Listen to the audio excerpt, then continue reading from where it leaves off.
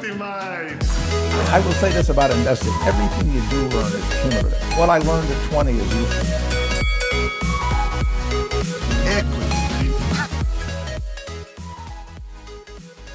Easy. What do you do?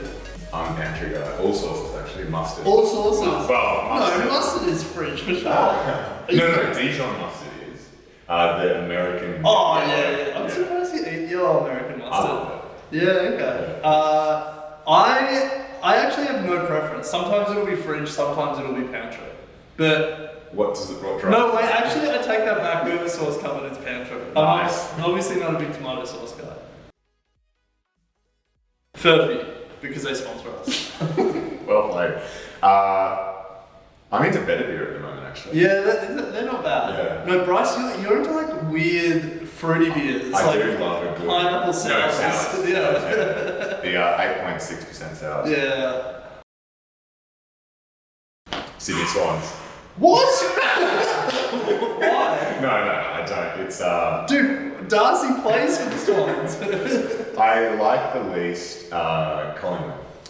Biggest rival is Essendon scumbags. Okay, I think GWS for me, because the 2016 final series, in like the first week of the finals, we played GWS and they got really stuck into us, and I just remember hating them then, and they beat us. And that was really the start of the Swans GWS rivalry for real, I think. And ever since then, they just beat us all the time. There you go. Yeah. Nice. Big year for the Swans this year, though. Stimpy. Because Bryce doesn't define himself in relation to me. Like his Ren and Stimpy. Okay, that's the next question. Next question. There's more to Bryce than sitting next to me. Not much more, but a little bit more. Okay. Is that directed at me? Next. Why are you posting that? Dude, I read these last night. If this stays in the video, people should know Alf's come in here and said there's so many good questions, and then he's asked that. Oh, you looked through them, did you? Yeah. Okay. I haven't. We were both in retail. I was at the fresh food people, Woolworths, in And I was at the packaged food people, Coles. That was it. Nice. Yeah, stack the shelves. I'm not even a freaking father. Next question. No, next question. 5 big stocks that you may want to avoid for 2022. Any stock that Ren does for stock of the year would be the number one. Interactive Corp. It's going to be my year. Interactive Corp. Big stocks to avoid. I think AGL, Exxon, Woodside. Are you sensing a pattern? Are you going to climate theme? I think anything with any of those old world stocks, I want to steer clear of. I actually think that you don't put BHP, Fortescue and Rio in that category. I think that especially BHP, you can see them shifting their portfolio to a lot of new world mining, like components for electric vehicles and stuff like that. But for me, any consideration of like a Origin or an AGL, I'd have to ask why when there's such better opportunity out there. Yeah, So I think that that's the whole opportunity thing. Yeah. It's ask yourself not what should I avoid, but what do I want to be? I think it's a fair question because it's like there's so much opportunity out there, you've got to whittle it down. Yeah. Yeah. I think... I mean, in current climate, you don't want to be going hard on any unprofitable tech. Yeah, I was going to say that, but there's definitely some opportunity there. Like Spotify gets to a price where it becomes very attractive. Yeah, well, I'm being absolutely burnt on that at the moment. Yeah. So maybe, Peloton. Yeah, for us as well, like I'm desperately clinging to my 20s for another 6 months. Like we're still young enough. Yeah, Finally. you're going to get me president. Yeah. But I think for me, it's like I would seriously question for people at our age what they're doing buying, like slow growth dividend payers like Telstra. Woolworths, Telstra. Well, is Telstra even slow growing? The big banks, like they definitely have a role in your portfolio. But if you own an index, they sort of got playing that role already. They're not. I wouldn't be topping my portfolio up with stuff that isn't going to compound meaningfully over a decade or 2 decades. Yeah. Long term, I mean, if they achieve what they want to achieve, which is to be the global leader in audio, they pretty much are that at the moment. They want to be like, they think their ambition is to be like Google for audio. Google, yeah. And Google probably also has ambitions to be Google for audio. Yeah. Long term, I mean, I'm an investor of Spotify, and I think, long term, I think there's definitely a great opportunity for them. But why they're going into video, I don't know. Yeah, I seriously question that strategy as well. But Daniel Ek is an incredibly smart person, so he's got his reasons. We're bullish audio. Like, we quit our jobs to go long audio in our own way. So I think, and if you're thinking about how do you position your portfolio to be long audio, there's probably not a better play than Spotify. Yeah. Acast is listed. There are some others that are playing in the audio space, like Apple, but obviously that's, that audio isn't going to move the needle there. So I think Spotify is the audio play if you want to make one, and they're acquiring so much. Like every month we wake up and Spotify has acquired something else in the podcast Still space. waiting for us to be acquired. Yeah, watch this space.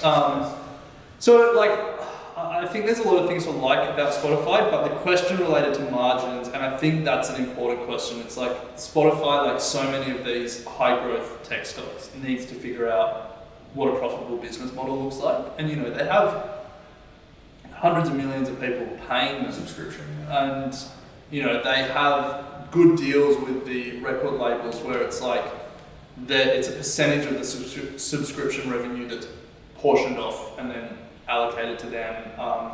So it's not like that cost is going to rise and fall with subscriber numbers. The remaining revenue that they get, they need to figure out a way to be profitable because they're increasing their ad supported revenue. I think it was their podcasts. On podcasts. I think their biggest last quarter for ad revenue. Yeah, actually, and a little bit on music, but anyway, bullish. What's the between bull and bear? Dog. Warmish. Dog. Squirrel.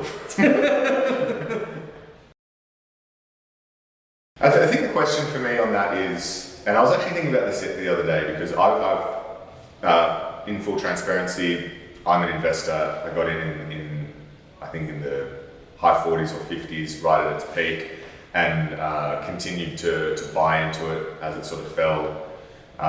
And that was because my thesis at that point hadn't changed, and I just saw it as an opportunity to buy into the stock. However, we talk about it on the show, has our thesis changed? And there's been a couple of major things that have happened to the company that, from a company point of view, make me consider that investment. I'm not saying that their funds themselves are poorly run or anything like that, but money coming out of the fund, institutions taking money out of the fund is one red flag, and also now management team, you've got to assess management team, and with Duggo now going on leave and then bringing in staff members who have previously been let go is a bit of a weird move for me. So yet to play out, I haven't sold anything, but I'm certainly in the red and keeping a close eye. But for me, I'm kind of at a point of now thinking, has my thesis for that investment broken? Yeah, we spoke to Andrew Brown, who did some back of the envelope maths on Magellan, and spoke about what price it becomes very attractive, and he sort of said $18. There were a few assumptions, so listen to that interview if you really want to get the details on that, but they're now they were at 16. Yeah. So I think there's a question about if more funds don't leave, if their assets under management stay where they are, Andrew Brown's back of the envelope maths makes it pretty compelling.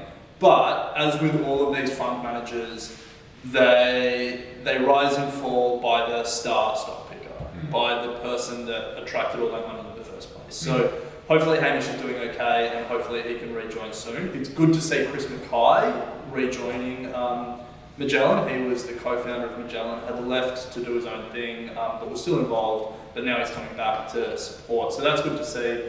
But honestly, it's one of those stocks where anyone who has a really strongly held opinion at this point, probably I would question them, because I think it's so in flux. Like, we don't know if money's going to go in or go out. We don't know how they're going to perform perform against their benchmark. I think this is a wait and see. The one thing I am certain of is the AFR really needs to just relax, alright? Like, are you a gossip magazine or are you Australia's preeminent financial newspaper? Make a decision and stick to it. Yeah, all of my European exposure is through ETFs.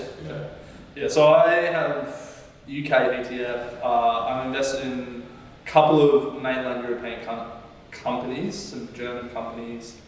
I want to get into some Canadian companies. There's two in particular, but I haven't pulled the trigger yet because none of the brokers that I'm signed up with offer Canada. It's a little reminder for the brokers to keep expanding. Yeah, and then like some Asian companies through ETFs as well. Picking the right ETF is difficult. There's more than 240 listed in Australia alone, let alone I think it's way overseas. more than that now. Their latest one was pushing 400. In Australia? Yeah, close to it. Full credit. ETF landscape. Will there be a day when ETFs flip stocks? Like there's more ETFs than stocks listed? At the rate that some of them are pumping out, could well and truly do it. Yeah. But in terms of picking the ETF, it's so personal, based on what you want to achieve from your investing, what your time horizon is, what your risk appetite is. Some things to keep in mind: geographic diversification for me is probably number one. You can, from wherever you are in the world, you can buy ETFs that will give you exposure to everywhere in the world. And so I think that's really meaningful because the best companies aren't all going to be located where you live. My biggest thing would be overlap. A lot of people will buy 10 ETFs and then the top holding of 8 of them are all going to be very similar. Yeah. So make sure you do your research, look under the hood. There's no point buying 3 ETFs, all of which hold Facebook, Apple, Amazon, Google, Microsoft as their top. And look, a lot of people do that because they buy a global ETF, a US ETF, and then a tech ETF. Yeah. And the biggest company of all 3 of those will be Apple. And so I think that's a great point. But I think if you're really hard up and you're not sure where to start, whatever the benchmark index is in your home country is a good place to start. So in Australia, an ASX 200 ETF. In the US, an S&P 500 ETF. In the UK, a FTSE 100 ETF. That's a good way to dip your toe in the water. There will be a heap of companies you're familiar with. And as you get used to how the stock market works and the ETF choices out there, you can sort of branch out from there. Semiconductor, surely TSR, MSC. Yeah, I regret jumping the gun. And a great ETF that I'm invested in. Do your own research though, make sure you check out if it's right for you. And freshly launched last year by ETF Securities was the Semi ETF Securities, SEMI. For more information, we did do an episode on semiconductors and spoke to ETF Securities about that on the Equity Mates Investing podcast. So yeah, great ETF. It's actually going pretty well. Yeah, I think there's so many ways to play semiconductors. If you want the picks and shovels, you want TSMC or Samsung. They actually create the semiconductors. If you want the designers and those that are finding new applications, you want to look at an AMD. You want to look at an Nvidia. It's sort of a Wild West space, I think, out there. So Or you could even go have to do your own research and be really confident because semiconductors have traditionally been a really cyclical industry and they've gone through an incredible growth stage, and so it's just a watch this space. Just watch this space. Let's put it this way, I'd much rather own Spotify for the next 10 years than Dogecoin. We might regret that.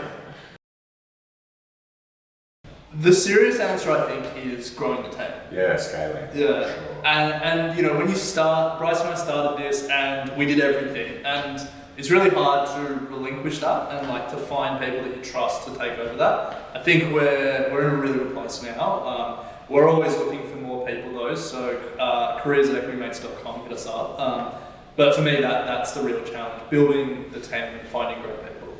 Yeah, absolutely agree. I also think that with that, we have 1,000 things on our to-do list that we want to do all the time. And so prioritizing what is most important and what's going to deliver value not only for the business but also for our audience is incredibly important, and remaining focused on sort of the heart, which is the retail investor. So, but it's all fun. We love it.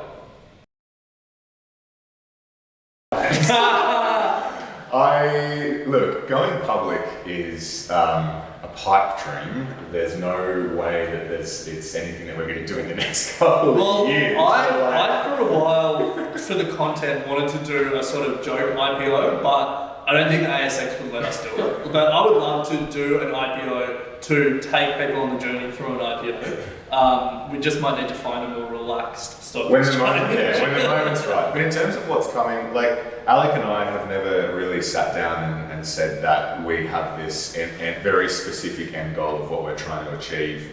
We are entirely driven by our audience and what our audience want as a retail investor, and we're driven by making markets accessible, and we love creating content, and so that's kind of the direction for where we take our business. It's not always going to be just content. We're pretty excited about the potential to start building more tools and resources for our audience, but at this stage, we're focused on growing our audience, not only here in Australia but overseas. Yeah, but I also think, tell us, we're in this really privileged position where we get to do this full time, and we've got an audience, and we don't want to make things because it scratches an itch for us. So tell us what you want us to do. Yeah, because we really have no idea. Yeah.